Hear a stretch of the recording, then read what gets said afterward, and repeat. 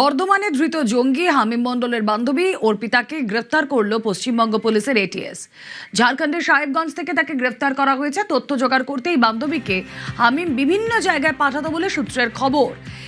এই বান্ধবীর মাধ্যমে কোন কোন কাজগুলো হতো, রৌনক প্রতিনিধি রয়েছেন আমাদের সঙ্গে। রৌনক,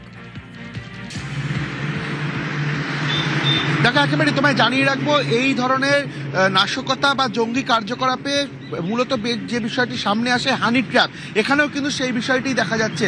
এই হামিম মণ্ডল তিনি অর্পিতা মণ্ডলের সঙ্গে বিগত বেশ কয়েক বছর ধরে একটা সম্পর্ক গড়ে তোলেন এবং সোশ্যাল মিডিয়া বা সামাজিক মাধ্যমে তাদের মধ্যে যে কথোপকথন, সেই কথোপকথন বেঙ্গল পুলিশের স্পেশাল টাস্ক ফোর্সের হাতে এসেছে। দেখা যাচ্ছে যে বিভিন্ন গুরুত্বপূর্ণ বিষয়, অর্থাৎ যে ধরনের তথ্য আদানের জন্য হামিম মণ্ডলকে ওপর থেকে নির্দেশ আসতো, অর্থাৎ জৈশ-ই মোহাম্মদ গ্রুপের সঙ্গে তিনি সরাসরি যুক্ত, তাদের তরফ থেকে যে ধরনের অ্যাসাইনমেন্টগুলো আসতো, এগুলো করানোর জন্যই এই অর্পিতা সরকারকে ব্যবহার করা হতো।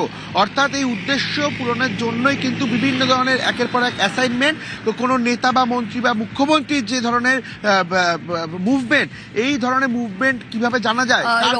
এই যে হামিমের সঙ্গে আরো 4 জনের খোঁজ করছিল এসটিএফ, এই 4 জনের মধ্যেই কি বান্ধবী রয়েছে, নাকি বান্ধবী একদম আলাদা রকম ভাবে এই কাজগুলো করতো, কি জানা যাচ্ছে এখন অবধি?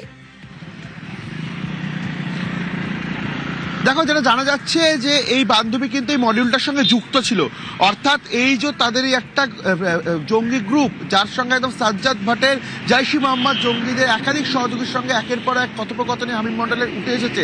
সেই জায়গায় দাঁড়িয়ে অর্পিতা সরকার কিন্তু এই মডিউলের সঙ্গে যুক্ত ছিল এবং অর্পিতা সরকারকেই এই হামিম মণ্ডল ব্যবহার করত বিভিন্ন অ্যাসাইনমেন্টের ক্ষেত্রে। সেক্ষেত্রে যে ধরনের গুরুত্বপূর্ণ তথ্য তিনি চেষ্টা করতেন জানার, প্রত্যেকটি জায়গায় কিন্তু এই অর্পিতা সরকারকে ব্যবহার করাতো। এই জায়গায় দাঁড়িয়ে পুলিশ খতিয়ে দেখতে চাইছে যে এই অর্পিতা সরকার ছাড়া আরো কেউ যুক্ত রয়েছে কিনা। তবে জানিয়ে রাখবো, এই সাজ্জাদ ভাট তার যারা সহযোগী দেশ জুড়ে কিন্তু উত্তরপ্রদেশের অ্যান্টি টেরর স্কোয়াড এবং অন্যান্য যারা কেন্দ্রীয় তদন্তের সংস্থা আছে, তারা রেডও করেছিল, এরকম বেশ কয়েকজনকে গ্রেপ্তার করা হয়েছে। এবং গতকাল বেঙ্গল পুলিশের এসটিএফ এর জালে হামিম মণ্ডল এবং এর আরো সহযোগী থাকতে পারে, এমনটাই কিন্তু তদন্তকারী আধিকারিকদের অনুমান। সেই জায়গায় দাঁড়িয়ে তাদের এই চক্র কতদূর বিস্তৃত, কোনো স্লিপার সেল ছিল কিনা, কোনো নির্দেশ আসার পর সেটা অ্যাক্টিভ হতো কিনা, এই বিষয়গুলো কিন্তু ইতিমধ্যে খতিয়ে দেখা হবে এবং অর্পিতা সরকার হামিম মণ্ডলকে মুখোমুখি বসিয়ে জেরা করার সম্ভাবনা রয়েছে বেঙ্গল এসটিএফ এর। আর এই যে হামিমের ডার্ক ওয়েব যোগটা জোরালো হচ্ছে এটিএস এসটিএফ এর কট্টরপন্থী বিভিন্ন গ্রুপে, এই যে অ্যাক্টিভ হামিম, এই যে সূত্রটা এসেছে, এটার কিভাবে ব্রেক থ্রু হতে চলেছে আগামীতে?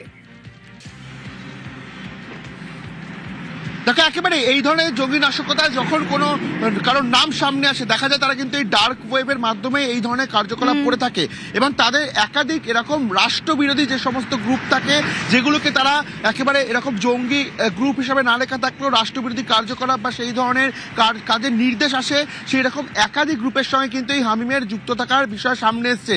যখন তার মোবাইল ফোন বাজেয়াপ্ত করা হয়, সেই মোবাইল ফোন উদ্ধার করে যখন খতিয়ে দেখে এসটিএফ আধিকারিকরা, তখনই এই ডার্ক ওয়েব যোগ এবং একাধিক জঙ্গি সংগঠন বা নিষিদ্ধ সংগঠনের যে গ্রুপ হয় বা রাষ্ট্রবিরোধী কার্যকলাপ করার নির্দেশের জন্য যে সমস্ত গ্রুপ ক্রিয়েট করা হয়, সেই প্রত্যেকটি গ্রুপে কিন্তু এই হামিম মণ্ডল অ্যাক্টিভ ছিল।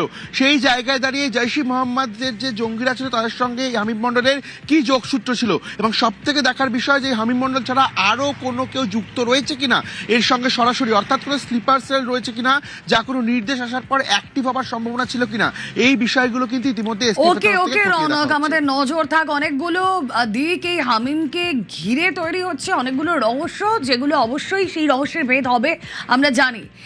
দেখুন, রাজনৈতিক তরজা কিন্তু ইতিমধ্যেই শুরু হয়ে গিয়েছে। আচ্ছা, কি বলছেন তাপস রায় আর অর্জুন সিং এসটিএফ এর জালে তো জঙ্গি? আইবি রিপোর্ট ছিলই, আমরা তো আগে থেকে বলছি কি শুভেন্দু অধিকারী উপরে সবসময় থ্রেট আছে, উনি ওনাকে সরিয়ে দিলে মমতা ব্যানার্জি লাভবান হবেন, তাই জন্য এসব করছে।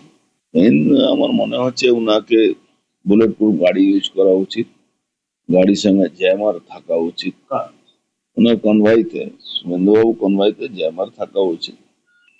আইডি ব্লাস্ট যখন করাবে, জ্যামার থাকলে আইডি ব্লাস্ট করাতে পারে। শত্রুকে উইক ভাবাটা তো কোনো ব্যাপার নেই, সতর্ক থাকা উচিত। কি ভয়ঙ্কর কি ভয়ঙ্কর! তার মানে এই যে দীর্ঘ বহু বছর ধরে এই পশ্চিম বাংলাটা জঙ্গিদের একটা আস্তানা হয়ে উঠেছিল, এটা তো এ বিষয়ে কোনো মানে সন্দেহ নেই। এবং যে সমস্ত জঙ্গি কার্যকলাপ সবই রুটেড থ্রু, হ্যাঁ, এইখান থেকেই সব ছড়িয়েছে সারা ভারতবর্ষে। তো রেজাল্ট যদি একটু 19-20 হতো, কি যে হতো ভয়ঙ্কর পরিস্থিতি পশ্চিমবাংলার, ঈশ্বর জানেন।